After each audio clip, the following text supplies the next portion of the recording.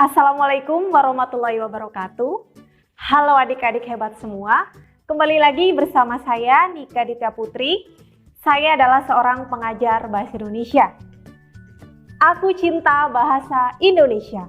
Aku bangga berbahasa Indonesia. Bahasa Indonesia luar biasa. Hari ini saya akan mengajak adik-adik semua untuk mengenal jenis-jenis pesawat melalui sebuah teks. Teks yang akan kita pelajari hari ini adalah teks laporan hasil observasi. Tahukah kalian apa itu teks laporan hasil observasi? Teks laporan hasil observasi adalah teks yang berisi penjabaran umum mengenai suatu hal, disusun dari hasil pengamatan dan fakta yang ada.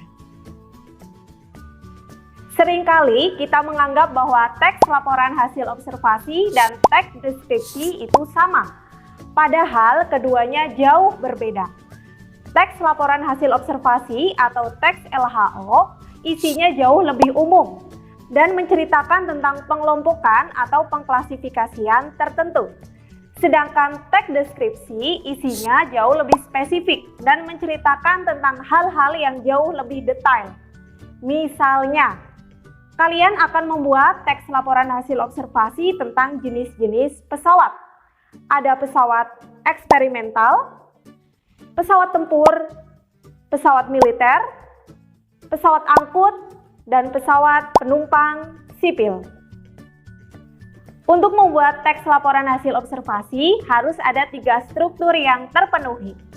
Untuk memudahkan kita mengingatnya, mari kita singkat saja menjadi UBAMA.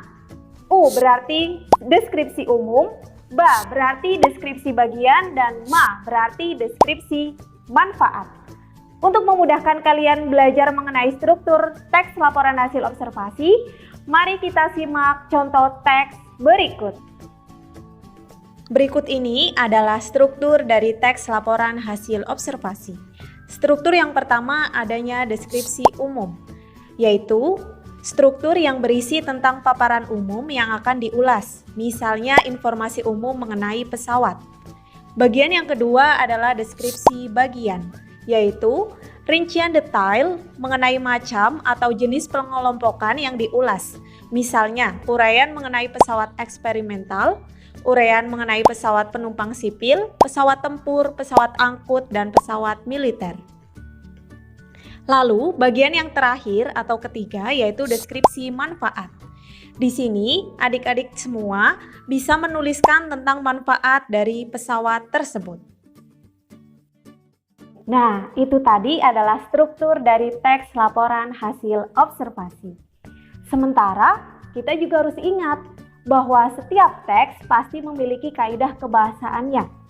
Lalu, apa kaidah kebahasaan dari teks laporan hasil observasi? Yuk kita cari tahu.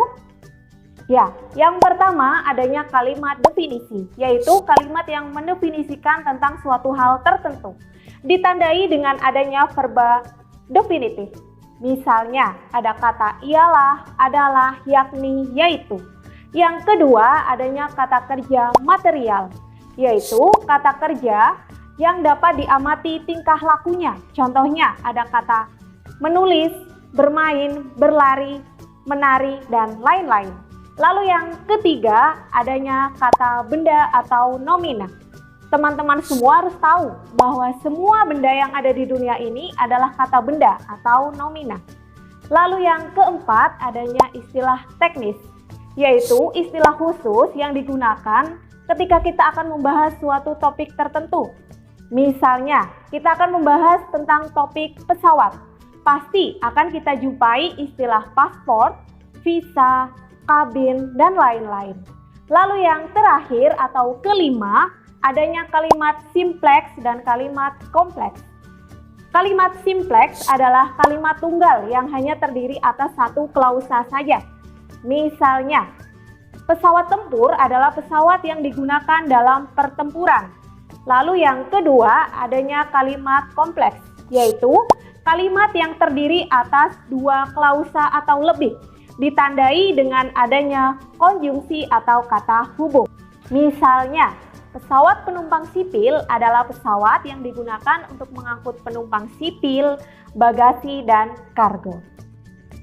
Demikian pembelajaran kita hari ini. Selamat kepada adik-adik semua karena kalian telah mengenal teks laporan hasil observasi.